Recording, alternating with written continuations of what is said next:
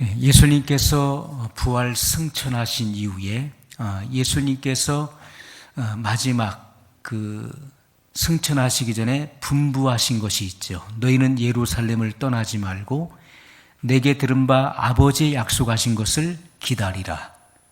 너희는 몇 날이 못되어 성령으로 세례를 받으리라. 그 약속, 그 분부를 하시고 저들이 보는 앞에서 하늘로 승천해 가셨습니다. 자, 예수님의 이 분부가 있은 날로부터, 하늘로 승천하신 날로부터 10일째 되던 날이 오순절 날이었어요. 오순절은 모세가 율법을 제정받은 날입니다. 십계명을 받은 날이에요. 율법의 시대가 마치고 새 언약의 시대가 열리는 것입니다. 성령의 강림을 통해서 새 언약의 시대, 이 복음의 시대가 열리는 것을 성경이 증거하고 있는 것이죠. 그러니까 하나님 나라의 이 비밀한 계시가 풀어지는 것입니다. 예수님께서 이 땅에 계실 때 제자들에게 많은 비유와 그리고 표적과 이적을 행하셨습니다. 그러나 그들은 예수님께서 행하셨던 이 표적과 이적의 이유를 몰랐어요. 그리고 예수님께서 비유로 말씀하셨던 그 비밀한 계시를 깨닫지 못했습니다. 그러나 예수님께서 예언하신 대로 보혜사 성령이 오시면 그가 내가 너에게 말한 모든 것을 가르치시고 생각나게 하시리라. 또한 장래일을 너에게 알리시리라 하신 그 예언이 성취되는 날이었습니다.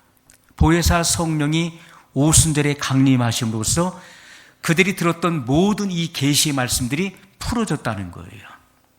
그리고 그들은 즉시로 예수님을 증거하게 되었습니다. 베드로의 첫 설교를 통해서 3,000명이 회개하고 세례를 받는 그런 역사가 이루어졌어요. 우리가 그래서 이 오순절날 성령의 강림은 이 새로운 복음의 시대가 개막되는 것을 우리에게 분명히 계시해 준 것입니다.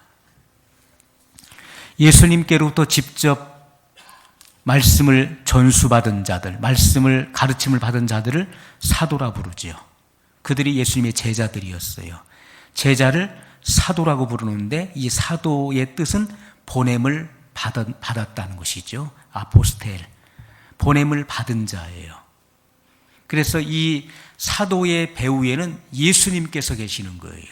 구약의 선지자나 예언자보다도 탁월한 권위를 가진 자들이에요. 예수님으로부터 직접 부름을 받았고 보냄을 받은 자들이에요. 예수 그리스도의 이름의 권세가 그들의 입술을 통해서 증거되고 선포됐던 것입니다. 사도의 권위는 막강했던 거예요. 이 사도로부터 또 복음을 전수받은 자들, 가르침을 받은 제자들이 누굽니까? 속사도. 어떤 이들은 그것을 좀 구체화해서 속사도와 교부를 같이 보는 자들이 이렇게 같이 보기도 하지만은 또 어떤 자들은 속사도로부터 가르침을 받은 자들을 교부라고 말을 하는 사람도 있어요.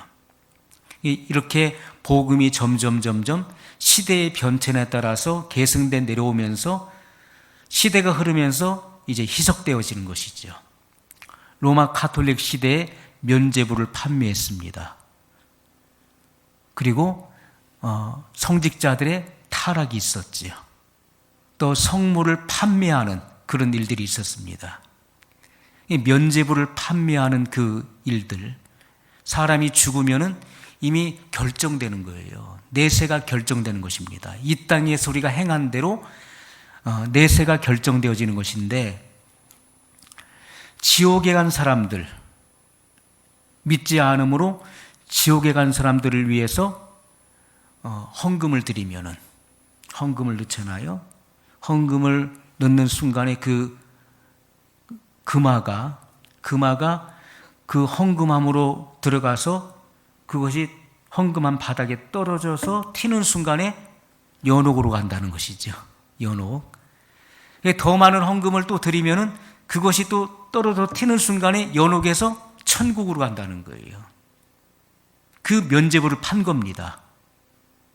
지옥에 간 부모, 조상들을 위해서 돈을 드리면은 그것이 떨어져서 튀는 순간에 지옥에 있는 영혼이 연옥으로 가고 연옥에서 천국으로 한다. 많은 그런 헌금을 끌어들여서 거대한 성당을 지었던 것입니다. 이러한 이 가톨릭의 이 부패, 나중에는 이 로마 교황이 3층 면류관을 쓰고 나오잖아요. 교권과 신권과 정권을 다 가지고 나오는 거예요. 결국은 로마의 황제도 교황의 재가를 받아야 됐던 것이죠. 허락을 안 해주면은 황제에 이를 수가 없는 거예요. 그렇게 모든 이 정권까지도 가지고 있었던 자가 그 가톨릭의 교황이었습니다. 교회는 급속도로 타락했어요. 우리가 기독교라고 하는 것은 가톨릭과 우리 개신교를 포함하는 것입니다. 이 개신교를 프로테스탄트라고 그러잖아요. 그래서 이 가톨릭에서 그 16세기에 마틴 루터가 종교 개혁을 단행했죠. 그래서 프로테스탄트가 나왔습니다. 개신교가 나온 거예요. 그러면 우리가 자, 로마 가톨릭은 이제 타락했어요. 말로 다 할 수 없이 타락했습니다. 그들은 이제 우상을 숭배하고 있어요. 마리아상을 숭배하고 70성인을 숭배하고 있습니다. 그러면 우리 개신교, 프로테스탄트는 그러면 안전한가? 우리는 어떤가 하는 것이죠. 자, 시대의 흐름 속에서 너무나 많이 변질되고 희석되고 타락했다는 거예요. 우리 한국 교회의 기독교 역사가 약 150여 년 정도 됩니다. 우리나라의 거의 대부분 다른 교단들은 다 그 선교사들의 그런 선교 활동을 통해서 세워진 교단이고 교회들이에요. 우리 성결교회는 자생교단이죠. 순수한 한국 사람에 의해서 세워진 교단입니다. 이렇게 선교사를 통해서 또 자생교단도 있고 이렇게 해서 기독교가 교회가 세워졌어. 기독교회가 세워졌습니다. 그러면 우리 한국 교회는 온전한 과거 사도들이 받았던 그런 그 신앙의 전통을 그대로 우리가 유지해서 지금 나아가고 있는 것인가요? 그렇지 못하다는 것이죠. 우리나라의 과거의 종교는 불교였습니다. 그리고 무속신앙, 샤머니즘이 너무나 많이 혼합되어 있는 것이죠. 과거에 그 비나이다는 그런 무속신앙이 있잖아요. 정한수 떠놓고 비나이다 빌었었던 우리 할머니 쪽 그 이들이 그렇게 섬겼어요. 오늘날 한국교회의 모습도요.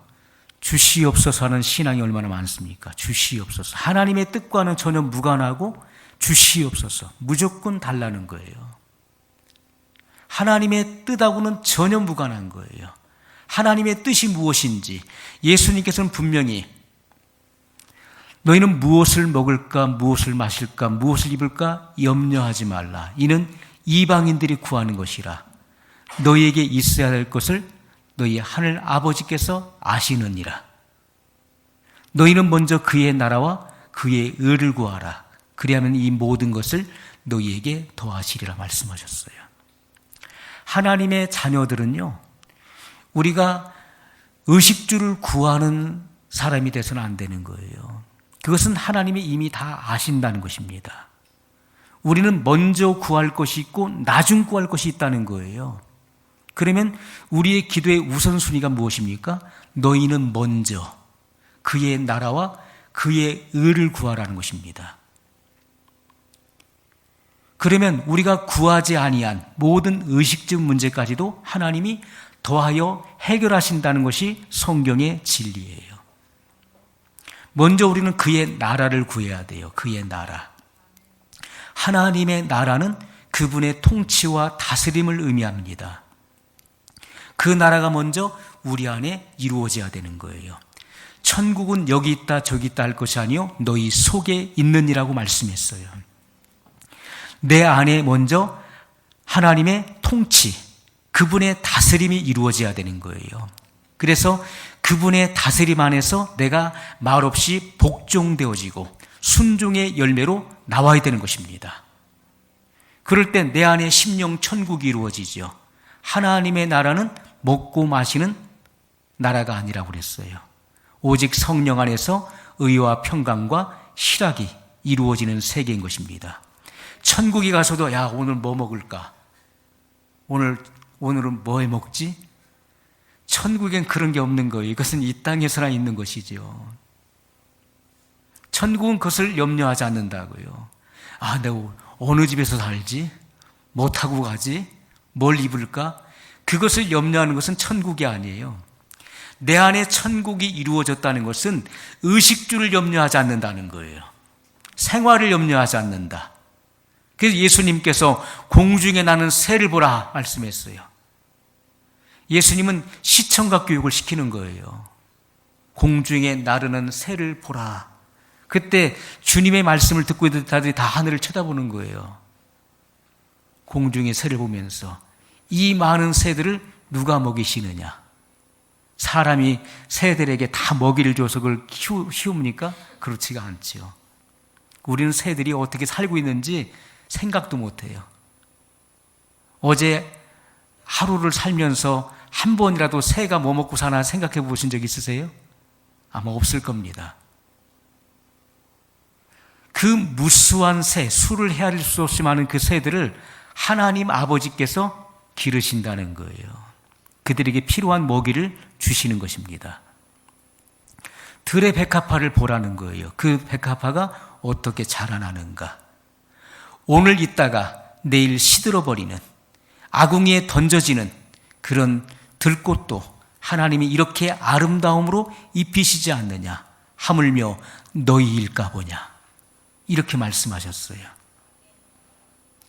우리가 하나님을 믿고 하나님의 나라가 내 안에 이루어진 사람, 하나님의 나라를 구해서 그분의 다스림과 통치가 내 안에 이루어진 사람은 천국이 임한 거예요.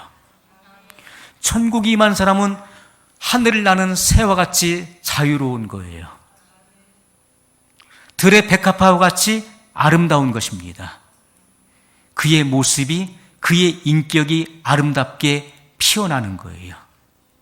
사람은 외모를 보고 판단할 수가 없는 거예요. 외모가 어떻다. 육신의 사람들은 외모를 보고 판단하죠. 그러나 하나님은 그 사람의 중심을 보는 것이고 그 숨은 사람, 그 속 사람의 아름다움을 보시는 거예요. 겉을 아름답게 꾸미면 뭐 할 겁니까? 속에는 악한 생각으로 가득한데, 죄로 물들어 있는데 그 영혼은 영원히 태워질 수밖에 없는 거예요. 영원히 꺼지지 않는 불에 들어갈 수밖에 없는 것입니다. 중요한 것은 우리가 속사람이 아름다워야 되는 것이죠. 하나님을 사랑하는 마음이 이 안에서부터 흘러나와야 되는 것이고, 하나님을 사랑하는 그 마음이 이 속에서 그 향기가 진동해야 되는 거예요. 샤론의 꽃 예수, 나의 마음에 아름답게 피소서. 예수님은 샤론의 백합화예요. 그 백합화는 가시에 찔리면 찔릴수록 향기를 발하는 거예요. 백합화의 그 아름다움이 뭡니까? 백합화는요, 가시에 찔리면 찔릴수록, 그리고 그 바람결에 그 향기를 온 세상에 날린다는 거예요. 고통이 오고 그리고 핍박이 오면 올수록 그리스도인의 그 아름다움의 그 향기를 진동하고 발산하는 것입니다. 그게 아름다움이에요. 핍박이 오고 어려움이 오고 문제가 온다고 주저하는 것은요, 그리스도를 믿는 신앙이 아니에요. 그건 자기 신념에 불과한 것이죠. 자기 의지는 꺾이는 거예요. 하나님을 믿는 신앙은 문제와 난관에 부딪혔다고 주저하는 것이 아닙니다. 신앙은 모든 어려움을 돌파하는 거예요. 그걸 뚫고 나가는 것입니다. 그것이 진정한 신앙이에요. 가시밭에 백합화는 바람에 의해서 바람이 불어올 때 가시에 막 찔리죠. 찔리면 아름다운 향기를 더 발하게 되는 것입니다. 문제를 겪을 때, 환난과 핍박이 올 때, 그때 비로소 그리스도인의 아름다운 진가가 발휘되는 거예요. 그 사람 속에 진정한 그 믿음이 발휘되는 그때는, 그 시기는 바로 핍박을 받을 때인 것입니다. 우리는 그분의 의를 구해야 돼. 하나님의 의. 하나님의 의는 바로 하나님의 뜻을 구한다는 거예요. 뜻의자예요. 하나님의 뜻을 구하는 거예요. 예수님께서 겟세마네 동산에서 마지막 최후의 기도를 하실 때 힘쓰고 애쓰셨고, 주님은 하나님께 심한 통곡으로 호소하셨습니다. 아버지, 만일 할만하시거든 이 잔을 내게서 지나가게 하옵소서. 이 잔이 무슨 잔입니까? 고난의 잔이에요. 죽음의 잔이에요. 십자가를 지지 않고도 인류 구속을 이룰 수 있다면 그 길을 허락해 주십시오. 왜냐하면 예수님이 인성 안에서 받는 고난이었기 때문에. 예수님은 그렇게 기도하셨어요. 아버지, 만일 할만하시거든 이 잔을 내게서 지나가게 하옵소서. 인류의 모든 죄가 예수님에게로 전가됐어요. 예수님은 인류의 모든 죄의 짐을 홀로 짊어지고 죽으셔야 되는 것입니다. 예수님께서 기도하시다가 와서 제자들을 보셨어요. 시몬아, 자느냐? 나와 함께 너희가 한시 동안도 깨어 있을 수 없더냐? 내 마음이 심히 민망하고 고민하여 죽게 되었다. 인류의 모든 죄가 예수님에게로 전가됐기 때문에 그때 예수님 곧 죽을 것 같았어요. 내 마음이 심히 민망하고 고민하여 죽게 됐다. 너희는 깨어 기도하라. 깨어 있으면 시험하는 자가 오는 것을 볼 수 있는 거예요. 적이 오는 것을 볼 수 있잖아요. 깨어 있지 못하기 때문에 적이 왔을 때 무방비 상태로 그들은 시험에 들 수밖에 없었던 거예요. 예수님은 시험에 들지 않게 깨어 있으라. 시험에 들지 않게 깨어 있어 기도하라고 명령하셨어요. 나와 함께 깨어 있으라. 시험하는 자가 너희 앞에 이르렀다고 말씀했어요. 그 시각에 어떤 일이 일어났습니까? 예수님은 심한 통곡과 눈물로 호소하고 계셨고, 돌 던질 만큼의 가까운 거리에서 제자들은 기도하다가 잠이 들었어요. 졸다가 잠이 들었죠. 그때 가룟 유다가 대제사장 그리고 정치 지도자들과 함께 군우를 짠 겁니다. 내가 가서 너희가 잡으려고 하는 그 예수가 있는 위치를 내가 알고 있다. 그러니 내가 가서 입 맞추는 그가 바로 예수니까 그를 체포하라. 군우를 짠 거예요. 그리고 그들이 예수를 잡으려고 하는 자들이 횃불과 몽치를 가지고 예수님을 때려잡으려고요. 왜 몽치를 갖고 왔을까요? 예수님이 기적을 행하시잖아요. 죽은 자를 살리고 병든 자를 고치고 오병이어의 기적을 행하셨고 갖가지 기적과 능력을 행하셨잖아요. 그러니까 여차하면 무력을 쓰려고 횃불과 몽치를 가지고 온 거예요. 이 진실로 예수님은 어떤 능력이 있습니까? 그들이 예수님을 잡으러 왔을 때 너희가 누구를 찾느냐라고 했을 때 나사렛 예수다 하니까 예수님 뭐라고 하십니까? 네로다 하니까 그들이 뒤로 확 밀려가서 자빠지는 거예요. 예수님 말씀 한 말씀이 나다 라고 하니까 그 말씀에 능력이 있어서요. 그들이 뒤로 물러가 다 자빠졌어요. 성경에 말씀하고 있는 내용이에요. 예수님께서 예수님의 때가 이르렀기 때문에 자기 자신을 허용하시는 거예요. 성경에 보면은 예수님을 죽이기 위해서 예수님을 벼랑 끝으로 몰았어요, 사람들이. 거기서 밀쳐버리려고. 그러나 예수님께서 그들 한가운데로 걸어 나오시는 거예요. 그러나 예수님을 그 누구도 잡을 수 없었어요. 성경에 기록하기를 주님의 때가 이르지 아니하였음이라고 말씀하고 있어요. 예수님은 또 말씀하시기를 나는 목숨을 버릴 권세도 있고 얻을 권세도 있다고 말씀했어요. 나는 목숨을 누가 내 목숨을 빼앗는 것이 아니라 나 스스로 목숨을 버리노라. 그렇게 말씀했던 것입니다. 우리에게는 목숨을 버릴 권세, 얻을 권세가 없는 거예요. 자살하면 지옥 가는 거예요. 왜냐하면 목숨을 버릴 권세는 하나님에게만 있는 거예요. 우리가 하나님입니까? 우리 스스로 목숨을 던지게 해요? 자살하면 지옥 가는 거예요. 그러나 예수님은 인류의 죄를 대속하기 위해 자기 목숨을 버리는 것입니다. 누가 내 목숨을 빼앗는 것이 아니라 내가 스스로 목숨을 버리노라. 나는 선한 목자라. 선한 목자는 양을 위하여 목숨을 버리노라. 그렇게 말씀했어요. 그것이 예수님의 권세예요. 목숨을 버릴 권세, 얻을 권세. 그것은 하나님의 아들의 권세인 것입니다. 주님은 그 말씀을 하셨어요.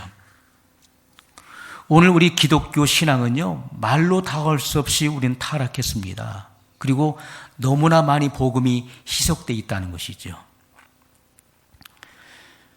그래서 우리가 성령의 임하심이 필요한 것입니다. 성령이 오셔야 되는 거예요. 성령이 오셔서 예수님께서 하셨던, 예수님께서 증거하셨던 이 모든 비밀한 계시를 가르쳐 주시고 생각나게 하시고 장래일을 알게 하시는 것입니다. 누가 알게 하십니까? 진리의 성령이 알게 하시는 거예요. 그렇지 않고 우리가 사사로이 성경을 풀면은 그것은 망하는 길로 가는 것입니다. 성경에 기록된 모든 저주가 그에게 임하는 것이라고 말씀했어요. 진리의 성령이 이 성경을 열어주실 때 우둔한 자로 깨닫게 하는 것이라고 성경은 증거하고 있습니다. 그러므로 우리는 영적인 통찰력이 열려야 되는 것이고요. 하나님의 경륜 안에 있는 이 구속사의 비밀한 계시가 성령의 조명을 통해서 풀어지고 열려져야 된다는 것입니다. 오늘 3장 20절 말씀에 아담이 그 아내를 하와라 이름하였으니 그는 모든 산자의 어미가 됨이더라. 자, 아담이 그 아내를 하와라 이름하였으니 이렇게 말씀했어요. 하와는 모든 산자의 어미가 됨이더라. 부활의 첫 열매는 예수님이시죠. 부활의 첫 열매가 되는 메시아를 낳는 밭은 여자가 아니라 하와입니다. 우리가 창세기 2장 20절의 말씀이죠. 23절입니다. 창세기 2장 23절에 아담이 가로되 이는 내 뼈 중에 뼈요 살 중에 살이라. 이것을 남자에게서 취하였은즉 여자라 칭하리라 하니라. 하나님께서 아담을 깊이 잠들게 하시고 그 갈빗대를 취하여 여자를 만드셨어요. 이 여자는 돕는 배필이에요. 아담의 돕는 배필로 여자를 만드셨는데 아담이 가로되 이는 내 뼈 중에 뼈요 살 중에 살이라. 이것을 남자에게서 취하였은즉 여자라 칭하니라. 그런데 부활의 첫 열매가 되는 메시아를 탄생시키는 그 밭은 여자가 아니라 하와라는 것입니다. 하와는 모든 산자의 어미가 됨이라. 이렇게 말씀을 하고 있는 것입니다. 여자라고 하는 이름을 가지고는 하나님의 의를 이룰 수가 없는 거예요. 그러므로 여자라고 하는 이름을 하와로 계명을 하는 것입니다. 우리가 구약 성경에 보세요. 그리고 우리가 신약 성경도 마찬가지예요. 이름을 바꿨던 예들이 많이 나옵니다. 시몬이라고 하는 이름을 뭐로 바꿨습니까? 베드로, 반석이에요. 시몬이라고 하는 이름을 가지고서는 하나님의 의를 이룰 수 없기 때문에 예수님께서 시몬이 올 때 그 형제가 안드레죠. 안드레가 예수님과 하룻밤을 같이 지내면서 진리의 말씀을 듣고 그가 메시아인 것을 깨닫고 그 형제 시몬을 전도하는 거예요. 와보라. 내가 만난 이분이 우리가 그토록 기다렸던 메시아가 아니냐. 그 안드레와 함께 시몬이 예수님께 갔는데 예수님께서 뭐라고 하십니까? 내가 시몬이니 내 이름을 장차 베드로라 하리라. 게바라 하리라. 게바. 베드로예요. 바로 반석이라 하리라. 그 이름을 바꾸시는 거예요. 자, 우리가 아브라함을 아브라함으로 바꾸셨어요. 그래야 하나님의 의가 이루어지는 거예요. 왜냐하면 이름이라고 하는 것은 굉장히 중요한 거예요. 왜냐하면 그 이름의 뜻대로 되는 것이기 때문에 그렇습니다. 우리가 구약에 나오는 그 이름을 보면은 그가 어떤 사람이라는 것을, 그가 장차 어떤 일을 할 사람이라는 것을 알 수가 있는 거예요. 이름을 쉽게 짓는 게 아니에요. 그 뜻에 걸맞게 짓는 거예요. 우리가 최초의 처음 사람이었던 아담이 모든 동물의 이름을 지었어요. 모든 동물의 이름을 지었는데 그 이름을 지을 때 그 형상과 그의 속성과 맞게끔 이름을 짓는 거예요. 첫사람 아담이 얼마나 이 IQ가 높았겠습니까? 지능이. 타락하기 이전에 이 첫사람 아담은 지능이 굉장히 높아 지혜로웠던 거예요. 만약에 호랑이를 쥐라고 이름 줬다고 생각해 보세요. 쥐. 그럼 쥐가 위험이 있어 보이나요? 안 그런 거예요. 호랑이라고 하는 그 이름이 위험이 있는 거예요. 사자라고 했을 때 그 사자라고 하는 그 말 속에 그 위험과 권세, 그 속에 있는 그 짐승의 그 속성이 느껴지는 거예요. 용맹스러움이 느껴지는 것이고요. 우리가 만약에 그 표범을 가리켜서 원숭이라고 이름 줬다고 생각해 보세요. 안 어울리는 거예요. 그 속성과 맞지 않는 것이죠. 사람의 이름도 그 이름 속에는 그 사람이 어떠한 인물이라는 것이 그 안에 들어있는 거예요. 야곱이라는 이름을 가지고는 하나님의 의를 이룰 수 없는 거예요. 그래서 이스라엘로 계명하는 것입니다. 자, 아브라함은 큰아버지예요. 큰아버지 정도 가지고는 하나님의 의를 이룰 수 없어요. 그래서 아브라함이라고 개종하는 거예요. 아브라함이 뭡니까? 열국의 아버지예요. 모든 민족의 아버지라고요. 이름을 계명해서 그 이름 속에 그리스도의 생명을 담아서 인류에게 흘려보내는 것입니다. 그래야 하나님의 의가 성취되는 거예요. 야곱이라고 하는 이름의 뜻이 뭡니까? 발 뒤꿈치를 잡았다. 또 사기꾼이라는 뜻을 갖고 있죠. 속이는 자잖아요. 아버지를 속였어요. 외삼촌 라반을 속였어요. 속이는 자, 사기꾼이에요. 그 사기꾼이 무슨 큰일을 하겠습니까? 그래서 그 이름을 이스라엘로 개명하시는 거예요. 야복 강가에서 내 이름이 무엇이냐? 야곱이니이다. 내 이름을 다시는 야곱이라 부르지 않고 이스라엘이라 부르리라. 이스라엘은 승리자예요. 이긴 자, 이긴 자. 이긴 자라 하는 이름을 통해서 열방에 이 그리스도의 생명을 흘려보내는 것입니다. 그 이름 속에 하나님의 의가 담겨져서 그 의를 성취한다는 것이죠. 이름이 얼마나 중요한지 몰라요. 아들을 낳으리니 그 이름을 예수라 하라. 예수님의 이름의 뜻이 뭡니까? 이는 저가 자기 백성을 저희 죄에서 구원할 자이심이라. 예수님의 이름의 뜻은 구원자예요. 그러므로 예수님께서 구원하는 일을 하셨던 것입니다. 다른 이름을 줘보세요. 다른 이름. 그러면 그 이름과 걸맞지 않는 것이죠. 예수님은 만왕의 왕이십니다. 왜요? 자기 백성을 저희 죄에서, 왕이 아니면 백성이 있을 수가 없는 것이죠. 예수님의 신분이 왕이시기 때문에 자기 백성이 있는 것이고, 자기 백성을 저희 죄에서.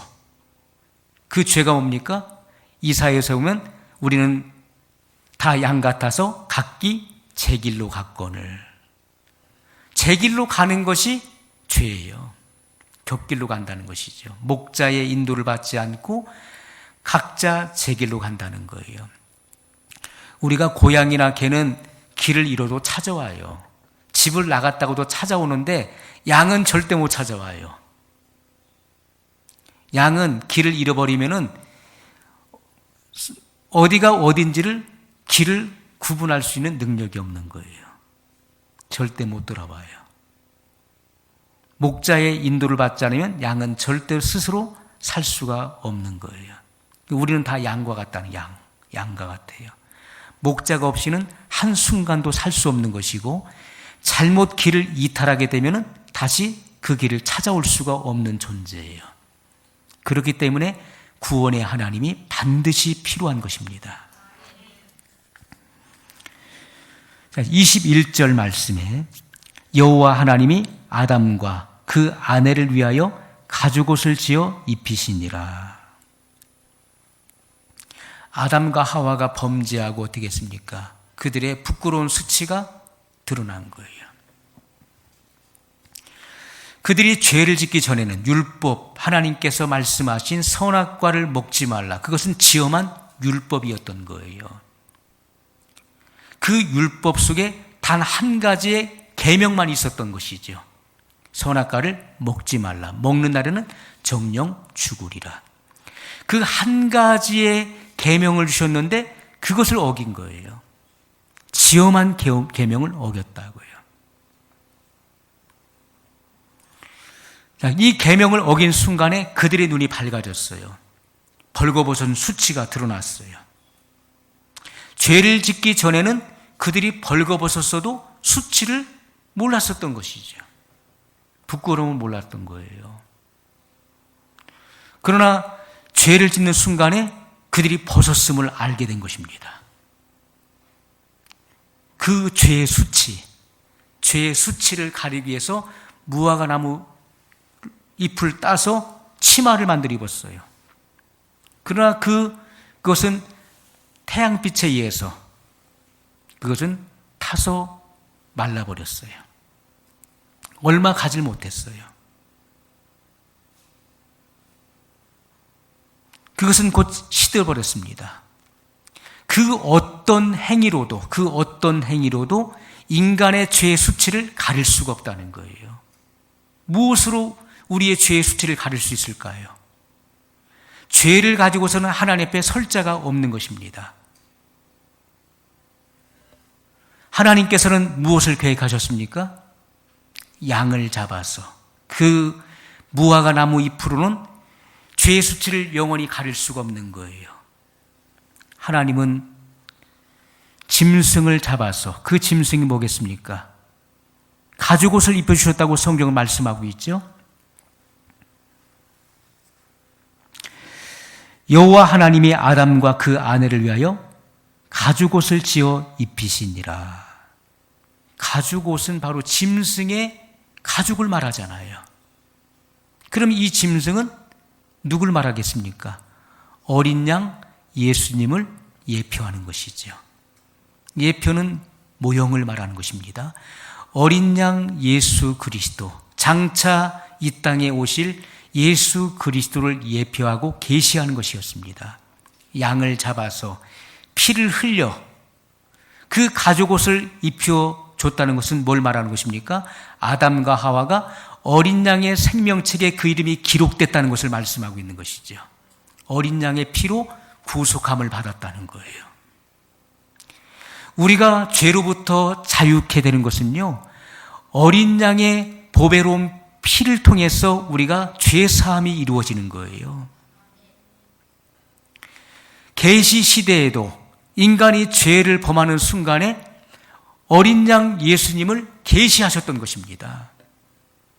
가죽옷을 입혀줬다는 것은 장차 예수 그리스도, 어린 양 되시는 예수님께서 이 땅에 오셔서 인류의 죄를 위해 피를 흘려서 인류의 모든 그 수치를 가리울 것에 대해서 성경이 계시하고 있는 것입니다. 구약 시대에는 장차 오실 그리스도를 바라보고 믿음으로써 구원을 얻었던 것이고요. 예수님 당시에는 오신 예수 그리스도를 믿음으로 예수님의 이름에 그 죄사함의 세례를 받음으로 구원을 얻었던 것이고, 오순절 이후에는 오셔서 구원을 완성하신 예수 그리스도를 믿음으로 말미암아 구원을 얻게 되는 거예요. 구약이나 신약이나 예수 그리스도의 이름이 아니고서는 구원을 얻을 수가 없는 것입니다. 다 예수 그리스도예요. 성경은 예수 그리스도에 대해서 증거를 하고 있는 것입니다. 광야의 놋뱀 사건도 예수 그리스도를 말씀했던 것이죠. 불평 불만으로 말미암아 불뱀들이 나와서 그들을 물어 죽게 되었을 때 놋을 쳐서 불뱀의 형상을 만들어 장대에 높이 달았어요. 그것을 보는 자는 살리라. 이것은 죄가 없으신 예수님께서 인류의 죄를 짊어지시고 친히 죄가 되어 십자가에 달려 죽으셨어요. 그 예수님을 믿는 마음으로 바라보고 믿는 자는 구원을 얻게 된다는 것입니다. 구약에도 모든 것들이 광야의 놋뱀 사건, 또 광야에 세워졌었던 성막에 있었던 기구와 기명들, 그리고 성소와 지성소, 이 모든 것들이 다 예수 그리스도를 예표했던 것이죠. 나를 구원하시기 위해서 오실 예수님을 믿음으로 바라보고 믿는 자는 구원을 얻게 됐던 것입니다. 성경은 우리에게 보여주시는 거예요. 그리스도에 대한 이 계시를 보여주시는 것입니다. 눈이 열리는 사람은 보는 거예요. 우리가 오전에도 잠깐 말씀을 나누었습니다. 욥이 뭘 봤습니까? 내가 고난 당하기 전에는 죽게 대하여 귀로 듣기만 하였사더니 이제는 주를 눈으로 배움나이다. 나를 구원하시기 위해서 오시는 메시아 그리스도를 눈으로 본다는 거예요. 고난을 통해서 나의 의로움이 꺾여진 것입니다. 선한 자아가 벗겨진 거예요. 욥은 율법을 철저하게 지키는 사람이었어요. 율법을 철저하게 지키다 보니까 자기 의로움이 있는 거예요. 자기의 선한 자아가 강한 것입니다. 난 잘못한 것이 없어. 왜?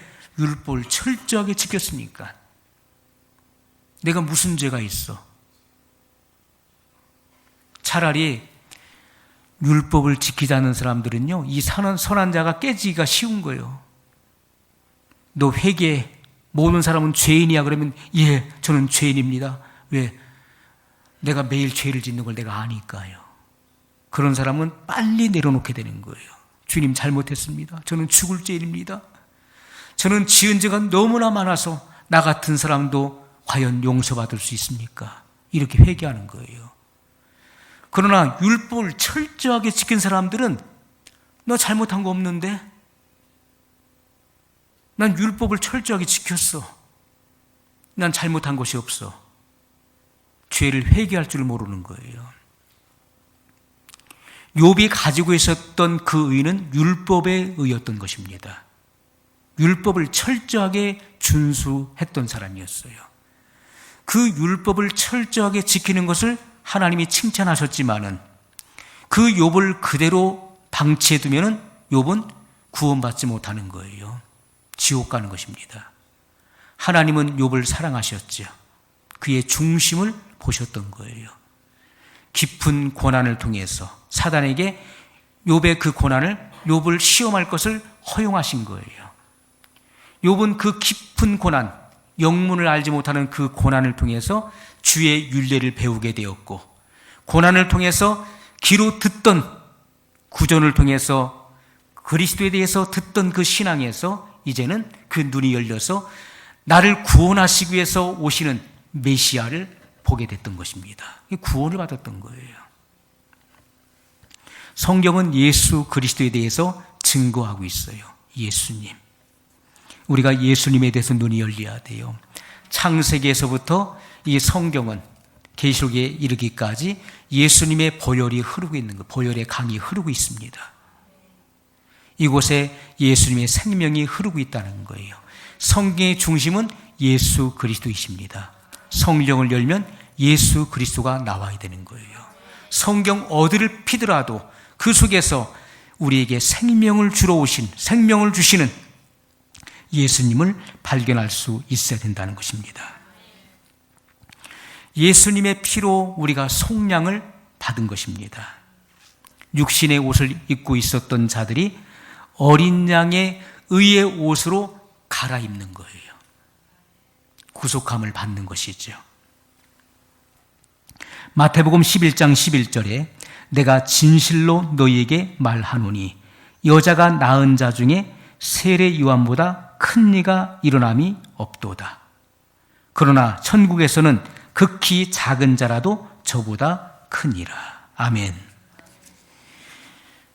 여기 여자가 낳은 자 중에 세례 요한보다 큰 이가 일어남이 없도다.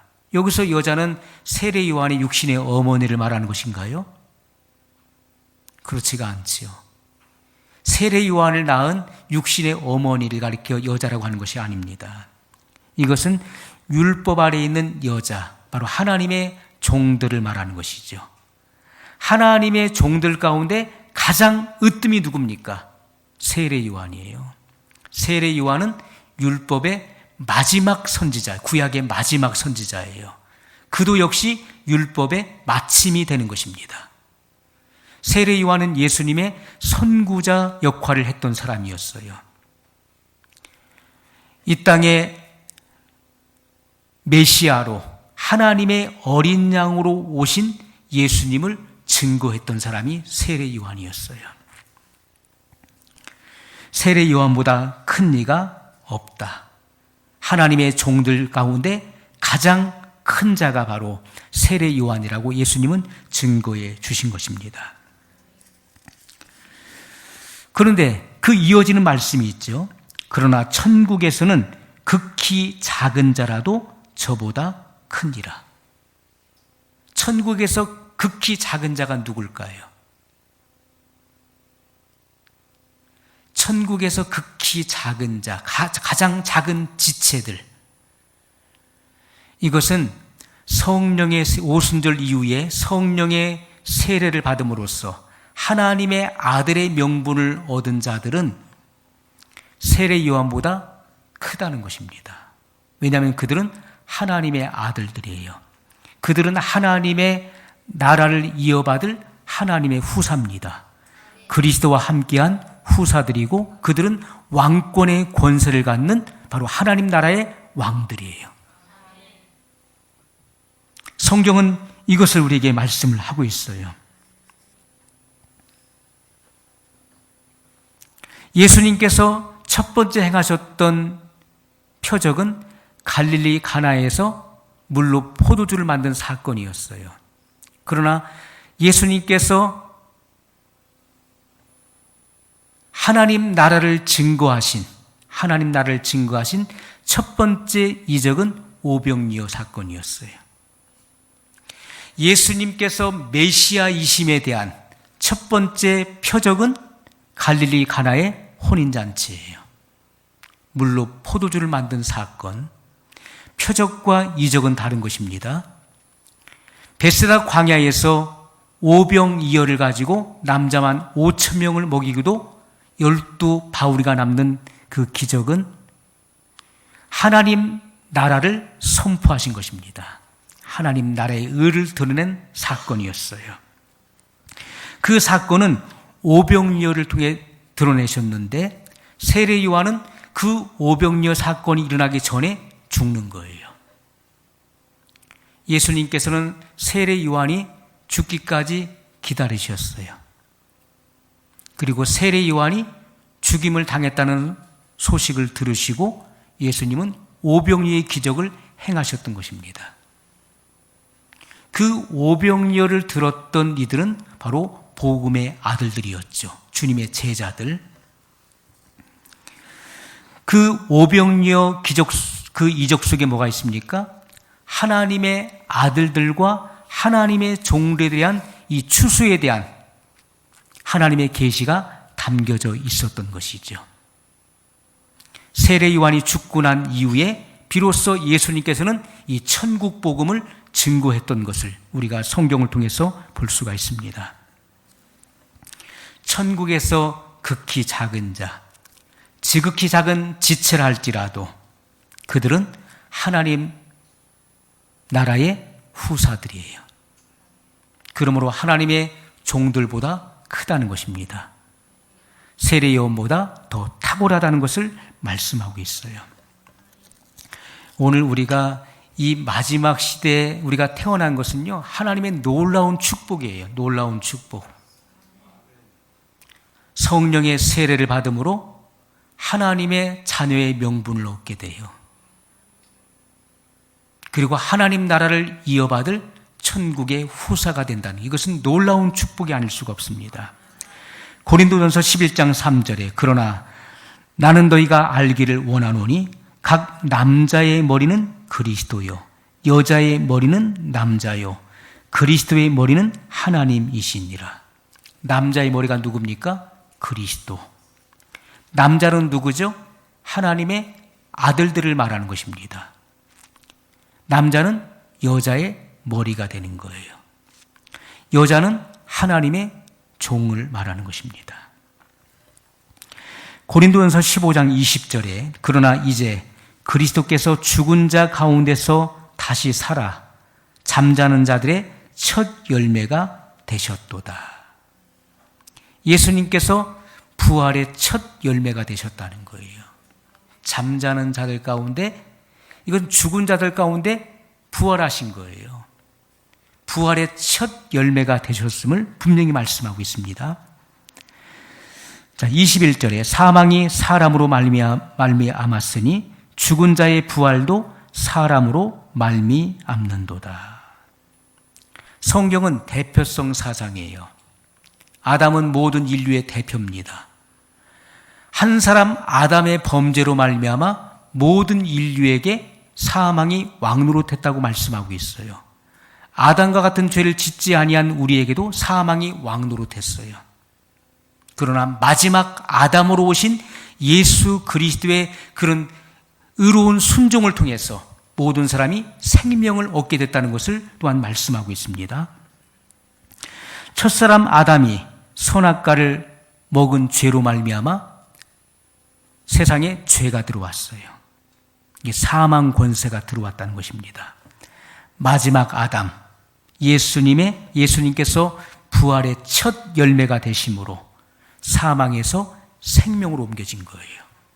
사망 권세가 깨지고 우리는 생명으로 옮겨졌다는 것을 말씀하고 있습니다. 22절에 아담 안에서 모든 사람이 죽은 것 같이 그리스도 안에서 모든 사람이 삶을 얻으리라. 이게 사망에서 생명으로 옮겨지는 거예요. 아담 안에 있는 사람은 죽은 자예요. 그러나 마지막 아담으로 오신 예수 그리스도로 말미암아 우리가 삶을 얻게 되었다 말씀하고 있어요. 로마서 5장 14절에 그러나 아담으로부터 모세까지 아담의 범죄와 같은 죄를 짓지 아니한 자들까지도 사망이 왕노릇하였나니 아담은 오실 자의 표상이라. 표상은 모양이죠. 이 땅에 아담을 지으실 때 이 아담은 누구의 모양을 따라 지었습니까? 하늘에 있는 예수 그리스도의 모양을 따라 지음을 받았다는 거예요.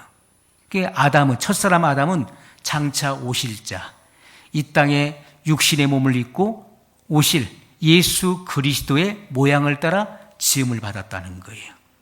원형은 하늘에 있는 것이고 이 땅에 있는 것은 하늘의 것의 모형이요 그림자인 것입니다.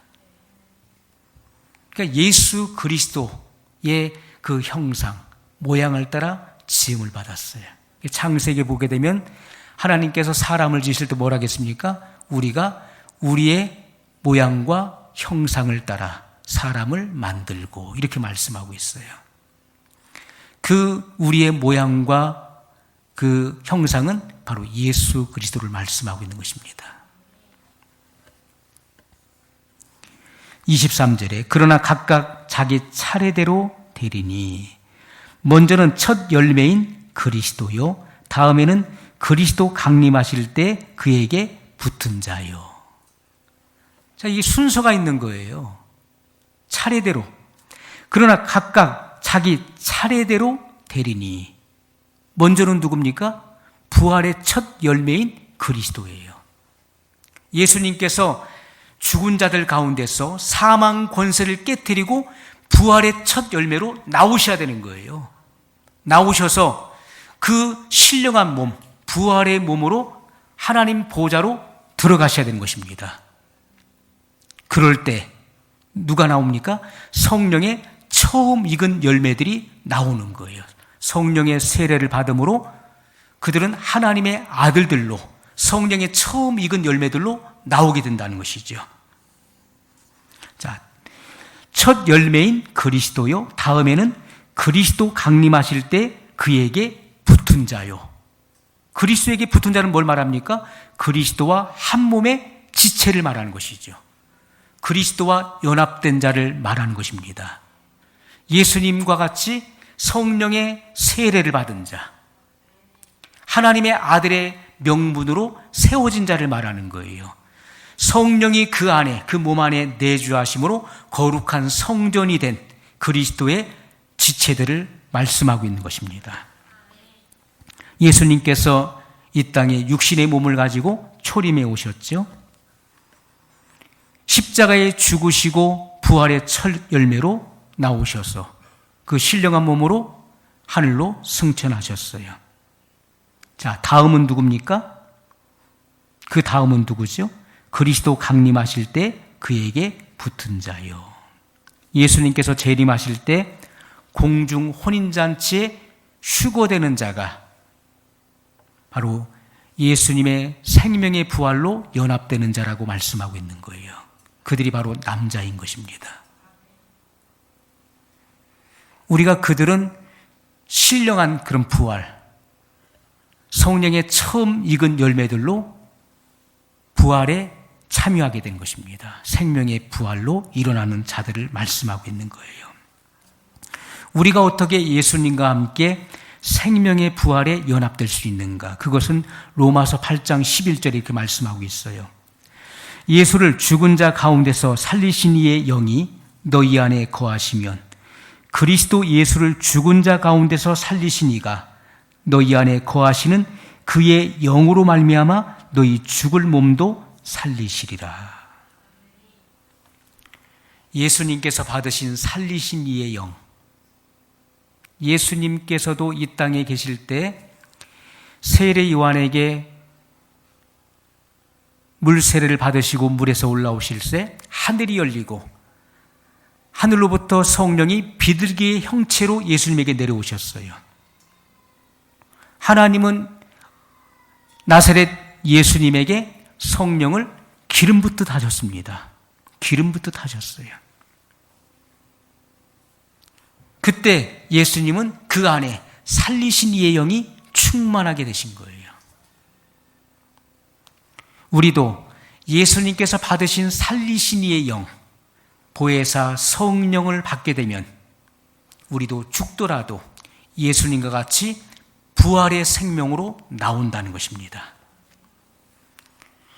살리신 이의 영이 예수님을 죽은 자 가운데서 부활시켰던 것처럼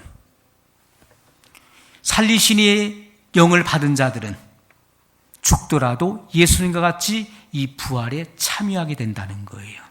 예수님께서 공중에 재림하실 때 부활의 몸으로 일어나서 그 공중 혼인잔치에 참여하게 된다는 것을 말씀을 하고 있는 것입니다. 이것은 우리에게 큰 소망을 주는 말씀이에요.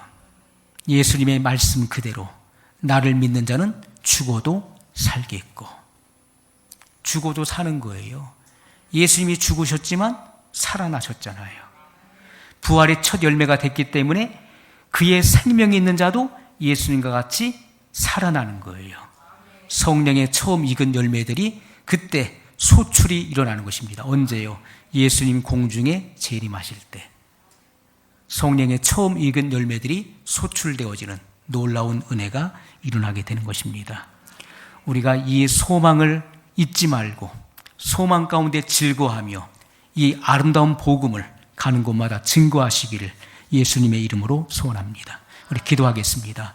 말씀을 기억하면서 한 목소리로 같이 기도합니다.